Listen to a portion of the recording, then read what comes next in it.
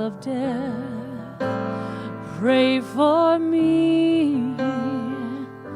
Oh, pray for me.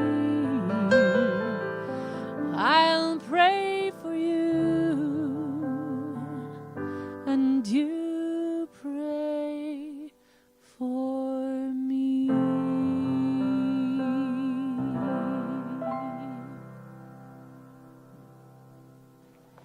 Beautiful. Beautiful. Last week I talked a little bit about the significance of our Bible in terms of giving us guides and awarenesses, not just about, daily living, but also about our spiritual unfoldment, how we as spiritual beings can really begin to discover archetypal awarenesses and archetypal images and symbols that the Bible represents. And they all represent on some level an aspect of our soul, our psyche, our spirit, and they are about a real understanding that we are each one evolving as spiritual beings and really coming into an awareness more of our own unique divine nature. And the Bible is really a guide, not necessarily just in terms of a literal understanding, but more of an allegorical understanding of our own spiritual unfoldment and growth. And as we explore different awarenesses, there's some wonderful stories that really kind of give us an example of ways that we are to overcome challenges, to grow into new awarenesses, to grow into new possibilities in our lives. I'm going to read to you from Daniel chapter 6, and it's a bit of a long passage, and I'm going to take some time to stop and really actually look at some of the symbolism of some of these different characters. Charles Fillmore understood and believed that all of the characters in the Bible, on some level, represented some aspect of our consciousness. And I'm going to suggest to you it's not only the characters in the Bible, but I work with dreams a lot and look at working and interpreting dreams, and I find that there's a real message for every one of us in our dreams. And the way I interpret dreams, I primarily focus on the characters in the dream because they represent some aspect of me. And I also look at the actions that are happening in the dream because they're representative also of something going on inside of me having to do with these different characters, these qualities, you might say. And then the third thing I look at are the emotions in a dream. And I believe that you can do the same thing when we look at our Bible and look at the stories in our Bible. I think you can really understand a lot about what the Bible is trying to teach us if you look at those things and recognize that they somehow represent some aspect of our own nature. And so I'm going to read this story, and as I do, I want you to kind of listen for those three things. Listen for what you might see the different characters are, and then 2, what are the actions that are taking place among and between these characters? And then 3, what do you think the emotions going on might be? What are some of the emotional content? It's a little challenging sometimes in reading a lot of the Bible stories because they don't tell you, well, he felt really upset about that, or sometimes they will. There was anger, there was frustration, or, it's not really very clearly spelled out, but you can put yourself in the place of some of these characters and just imagine what energies might come up for you. So it pleased Darius to appoint 120 satraps to rule throughout the kingdom with 3 administrators over them, one of whom was Daniel. Now, a satrap is actually someone who governs. In a very real sense, you might say they are like administrators. And an administrator, it's someone who is actually trying to take care of the resources that are necessary to make sure that things are running well. And so now Daniel is so distinguished himself among the administrators and the satraps by his exceptional qualities that the king planned to set him over the whole kingdom. And at this, the administrators and the satraps tried to find grounds for charges against Daniel on his conduct of government affairs. But they were unable to do so. They could find no corruption in him because he was trustworthy and neither corrupt nor negligent. Finally, these men said, "We will never find any basis for charges against this man, Daniel, unless it has something to do with the law of his God." So these administrators, satraps, went as a group to the king and said, "May King Darius live forever. The royal issues an edict and..." Let me back up here. "May King Darius live forever. The royal administrators, prefects, satraps, advisors, and governors have all agreed that the king should issue an edict and enforce the decree that anyone who prays to any god of human or human being during the next 30 days, except to you, your majesty, shall be thrown into the lion's den. Now, your majesty, issue the decree and put it in writing so that it cannot be altered in accordance with the law of the Medes and the Persians, which cannot be repealed." So, we have these satraps, Daniel actually being one of them, and actually he named 3 who are going to overlook all of these different administrators. You might say he was like 3 governors over this particular area. And a governor is someone who is basically in charge of making sure that everything is running smoothly and that sort of thing. And Daniel apparently had some real gifts in this way, and so he was going to put him over all of the others, the other 3, not to mention the other 120. So you kind of get the story there. So to start with, Charles Fillmore says that Daniel metaphysically represents spiritual judgment. Spiritual judgment. Now, I've heard lots of these stories about Daniel, and many have said that, many traditional ideas have said that Daniel represents our faith. And I do believe that there's truth to that. However, if you look at this, spiritual judgment is one of the things that allows us to be in an energy of faith. It allows our faculty of faith to grow. And so when we have spiritual judgment, another word for judgment really has to do is the word discernment. It's the ability to discern, to be able to see clearly, to be able to see the truth as we understand it in spiritual teachings. And so Daniel was one who was very good at being able to look through appearances and see the truth. And it made him a very good governor. He didn't have to put up with a lot of BS, bad stuff. Means bad stuff, right? And so when you think about this, this is a representative of you and I. We have a part of us that has the ability to look beyond the bad stuff, to look beyond the appearances, to look beyond the imagery out here, all of the situations and circumstances, and recognize and see something more, to see more of the truth that is in that particular situation. And that's one of the things that it's saying, is that we really want to develop this quality within ourselves. We all want to develop the ability to not be governed by circumstances, to not be, allowing circumstances to determine our nature and our sense of well-being. And so Darius was going to place him over this, but there's a part of us also that doesn't necessarily, how shall I put it? There's a part of us that really resists that, doesn't it? I like that answer. Someone just went, yeah. There's a part of our nature that really wants to hook into and buy into all of the drama in life, don't we? And interestingly enough, we become really addicted to that. And there's a part of us that really resists looking beyond the drama. So there's a little voice inside of us, is like these other two satraps, that's kind of going, no. And so there's a part of us that's trying to keep us from really discerning and seeing and being and letting that part of our nature to be in charge of what's going on in our circumstances in life. And so there's a part of us that wrestles with that, and then, that part of us is a bit conniving at times, wouldn't you agree? And so there's this ego consciousness that really is trying to keep us from really moving into a deeper understanding of our nature. So the administrators set a trap basically for him, and they basically set a trap because they knew that that part of ourselves is always really turning toward the truth. One of the things that it says is that Daniel prayed 3 times a day.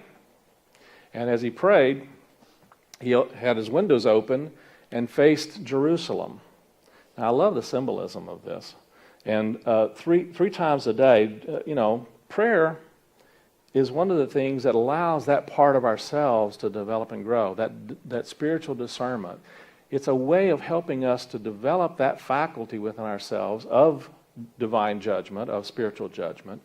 And the way we're doing that is by prayer. And prayer, it's really interesting because that symbolism of having his windows open is really having our consciousness open. It's having our consciousness open, but it's more important is that he always faced in the direction of Jerusalem.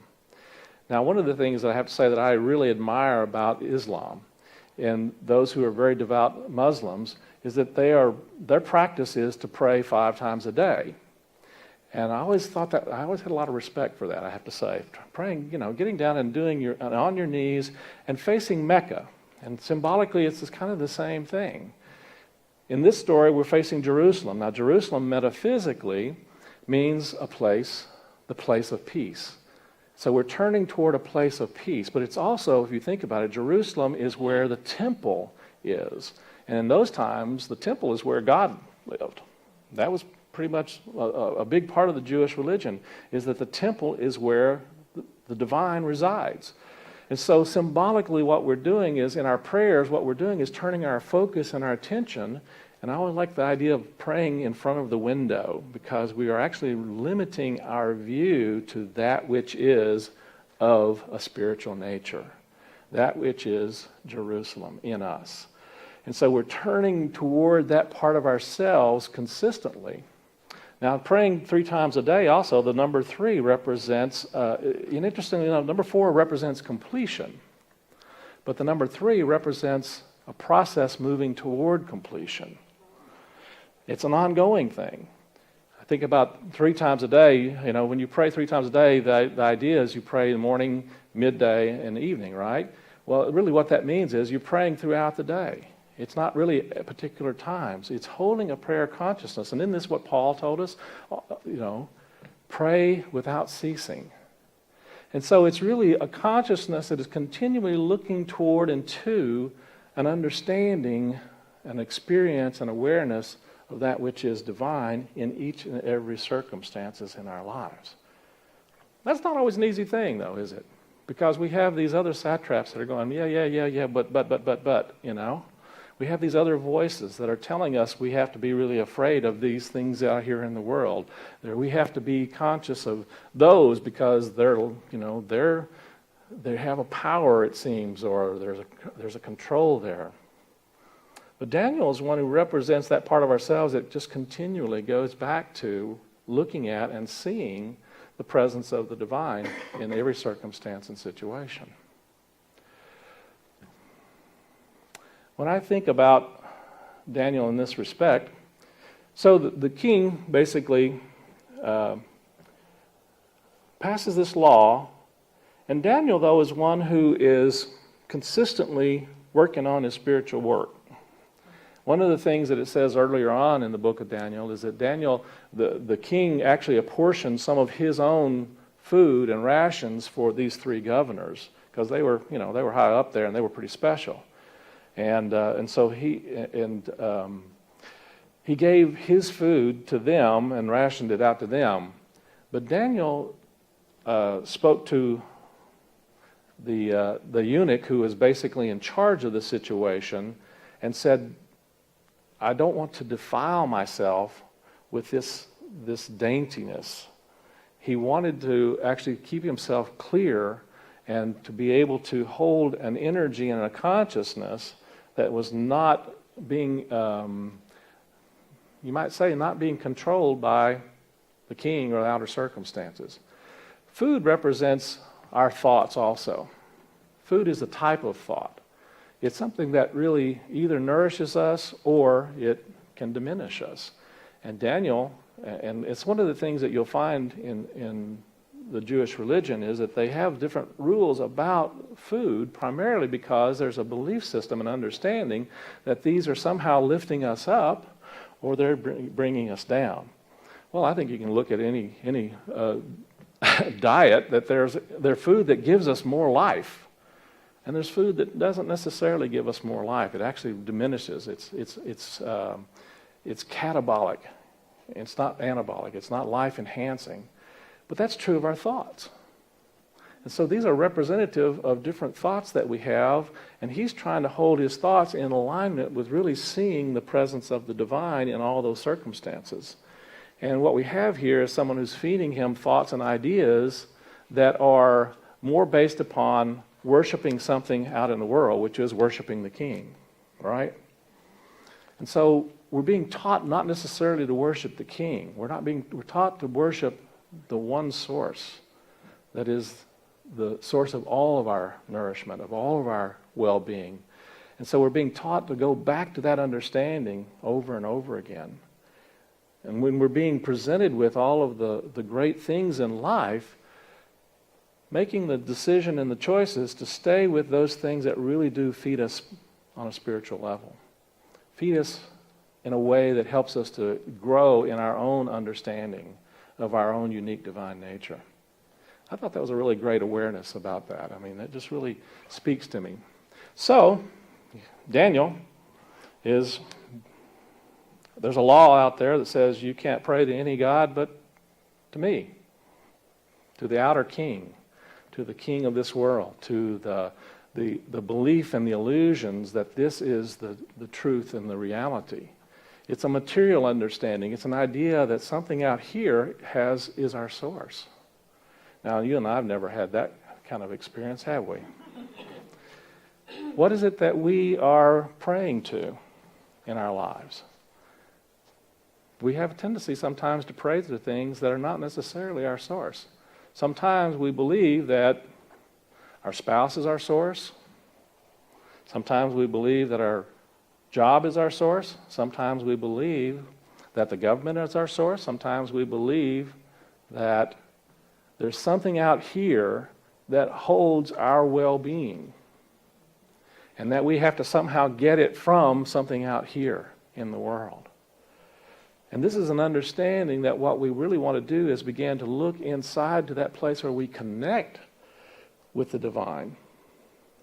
And so the spiritual practice of praying without ceasing is really continually reminding ourselves who and what and where our source is. That we're not dependent on the world for our blessings.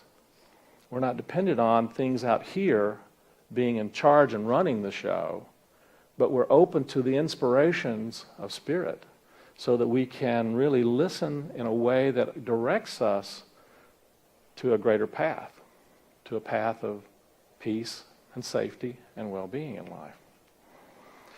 So, Daniel, he decides he's going to go and keep doing his prayers the way he's always done them, with his mind open, the windows open, and focusing his prayers to that place in him where he knows that the Spirit is.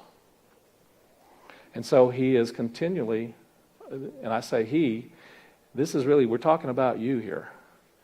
It's a part of you that really has an understanding that we need to return to those practices that keep us focused in our own well-being and our own source. There's a part of us that knows this, right? But there's also a part of us that doesn't know this and really wants to draw us away from that kind of experience and understanding. To draw us into, as I said, the dramas in life, the circumstances in life. There's a belief that circumstances are running the show. We've all got some of that, don't we? It's all a part of us. And so part of this story is to help us to discern that there's a part of us that knows that we can turn always back to that place where we are continually fed and taken care of. So let's move on with our story. So this little inner voices go back to the king and say, look, this guy is not following the law. He's over here praying to his real source. How dare he? He's supposed to be praying to you, the outer world, the circumstances, the problems, the difficulties, the challenges. So, the law says he's to be thrown into the lion's den. So they throw Daniel in the lion's den. And they put a stone over the lion's den. And they put a stone in it and they seal him in there. And the king puts his seal on it saying, this guy is dead to me. This part of me is done. But the next morning the king kind of goes, wait a minute, I want to check this out and see what's going on. He goes and opens it, and sure enough, Daniel's in there. And he calls in and says, hey, what's going on? And Daniel said, an angel came and closed the mouths of the lion. And so the king pulls him up and out and then declares that this is the God that we will all worship. Because he delivered Daniel from the mouth of the lion. Now, I love the symbolism of this. Daniel is that spiritual discernment that's able to look beyond the circumstances in life. Now, the lions, interestingly enough, lions metaphysically can represent great courage and great strength in some circumstances, in some situations, in Scripture and in life. But in this situation, the lions actually represent something that is really ferocious and fearful and destructive. And it represents those thoughts that we have that when we are trying to hold to the truth of who and what we are, and the outer world is telling us showing us all of these different challenges and problems and all, the lion in our life is really all of the emotional energy that comes up when we find ourselves trying to follow a spiritual path and then still confronted with all of the difficulties in life. I've had a couple experiences I want to share with you when I was thinking about my lesson this week. And I thought about it. I don't know why these come to me, but I just roll with it. But I was in high school. No, actually, I was in junior high school. And I had this crush on this girl. I won't name names, but I had this crush on this girl, and she was the cutest thing. You don't know her, but that's all right. These are going out on the internet, so who knows? But I had the crush on this girl, and I was kind of shy back in junior high. And her locker was about 2 down from me. And, I remember I was kind of trying to find ways of asking her to go to one of the dances with me or something like that. And I don't remember the whole situation, but I was really shy, and I was really kind of embarrassed and pretty awkward. And I was just in I came to school one day, and I was in a real weird place and was kind of just not really fully there, I think that's probably most of my junior high years, but that particular day it seemed more than. And I was opening up my locker, and I wasn't really paying a lot of attention. Something had gone on, and I was kind of still focused on that, I think. And she came up to me, and she said, "What are you doing trying to get in my locker?" And I looked up, and I went, and she looked at me, and she said, "Why are you trying to get in my locker?" And I was just dumbfounded. I didn't know what to say. I just was like, I said, I really thought it was my locker. I really thought and that was what I was thinking, And she said, "I want to slap you." And I said, "What?" And she said, "Would you slap me back if I did?" And I said, "Well, no." And pow! She slapped me right across the face. And I was just stunned. I just didn't know what to say or what to do. And I just walked over and tried to get in my locker. And I don't think I said anything to her. And, when I was thinking about this lesson, what occurred to me, I spent days in this emotional space, this turmoil, this anger and resentment and frustration and heartbreak of this someone who I really was, really wanted, really had a really strong crush on, and to act that way, to treat me that way, and I just didn't know what to say or do or how to work with that. And what occurs to me that the lions in that situation was not what happened, but it was all the stuff that went on inside of me about what happened. That's the real lions in our lives. Had another situation some years later. My brother and I was driving. I think I was in my 20s, I guess. I was in college. I was, I think, a freshman or a sophomore. I don't recall exactly. And I was driving to pick up my brother, and I saw a car that was broken down on the way over there, and just didn't think about it. It was in the other lane. It was broken down, and thought it was kind of odd. Had the hood up and everything. And so I went and picked up my brother, and we're heading back the same way. And I think we were going to a dance or something at the college. And as I came up on the car, I just kind of whipped around it and got back in the lane. Didn't think anything about it. But then this pickup truck pulled up right beside us. And I look over, and this guy motioned for my brother to roll the window down. And so he rolled the window down, thought he was going to tell us something. And next thing you know, we're looking into the barrel of a .44 Magnum. And the guy says, "Don't you ever pull in front of me and laugh like that again." Had no clue what the guy was talking about.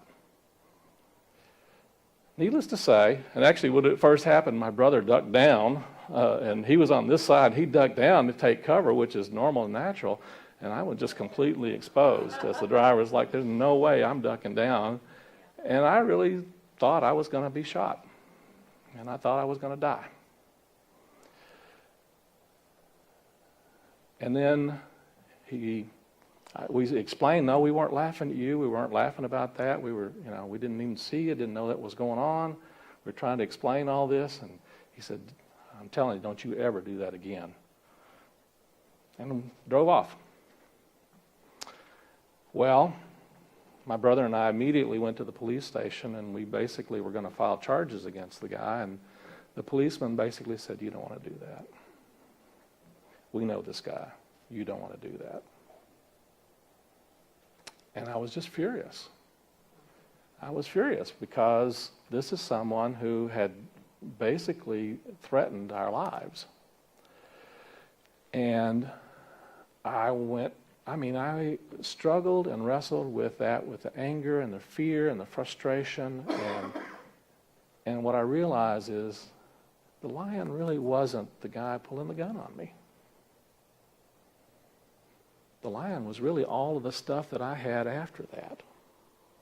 That's really the lions in our lives. It's our buying into the fears that go on in life. Now, there's lots of things that go on in life that can bring up our fears. Don't get me wrong. And sometimes there's an important. We've talked a little bit about the difference between fright and fear. We were frightened in that moment. But the man with the gun was gone for months, and I was still holding that energy. And that is the lions that we deal with in our lives.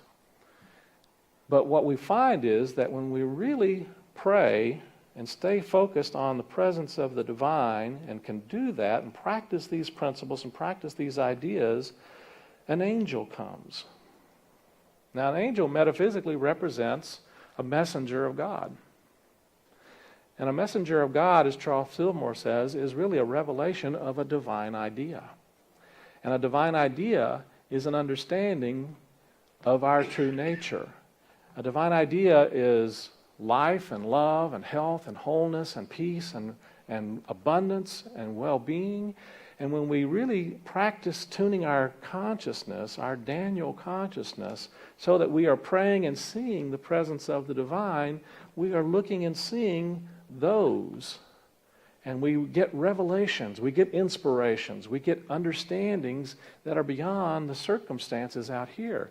So we get insights into whatever is going on. We get insights to whatever emotions are taking charge. The lions are those places in us where we are caught up in those destructive energies of fear and frustration and anger.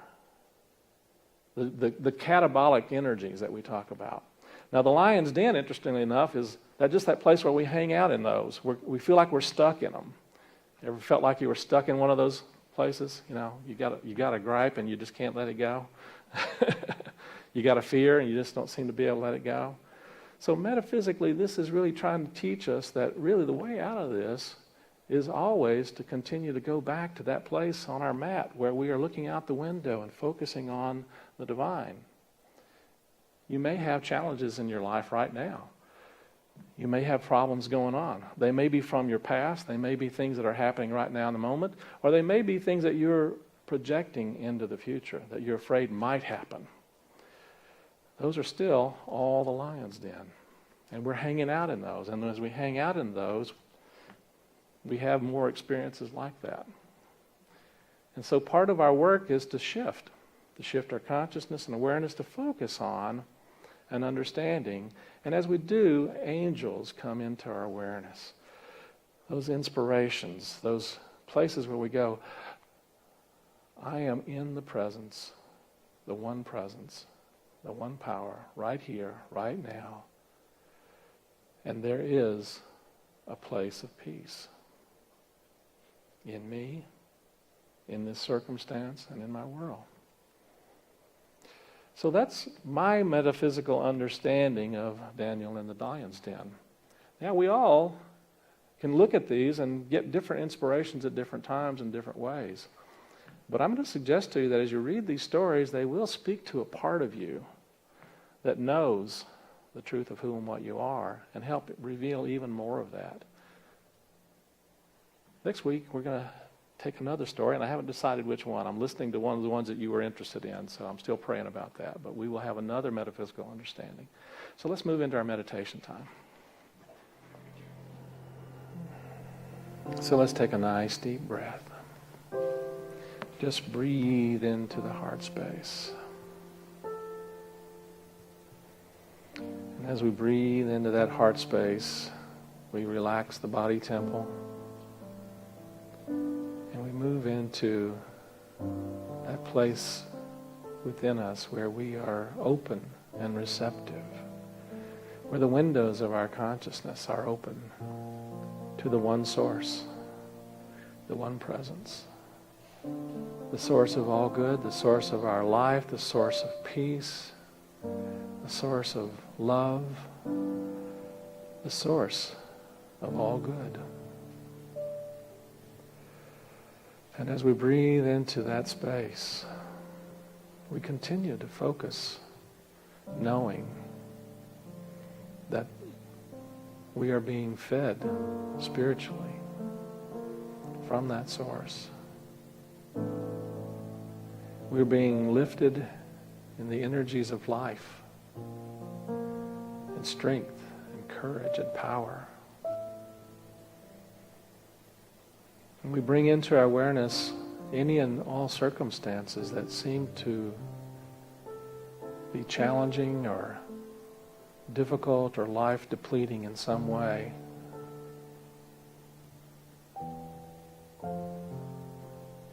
And we stand knowing that as we open our awareness and focus our energies and attention on the place where the divine dwells within us, that those challenges, those circumstances, those lions in our life are tamed, the mouths are closed, they can no longer harm. And so we look at the feelings around that and just say to them, peace, be still, peace, be still. I know my source. I know my strength. I know my God.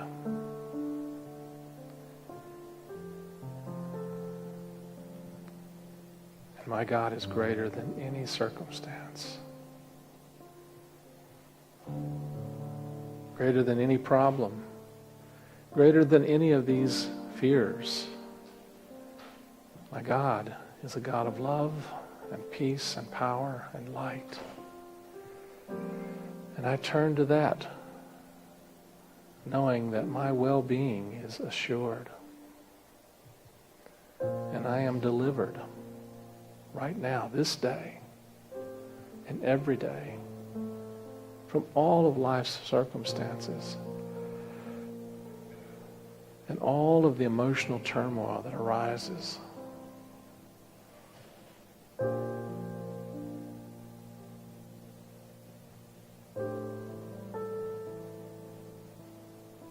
I trust in that peace. I trust in that presence. I trust in that power to deliver me from all of my inner critic and my inner doubter, my fears. And I see the truth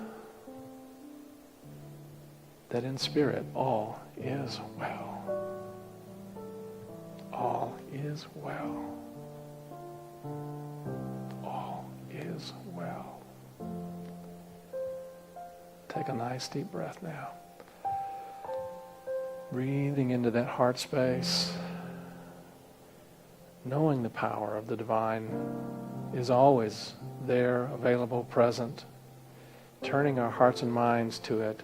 Take another nice deep breath, trusting, assurance, and faith.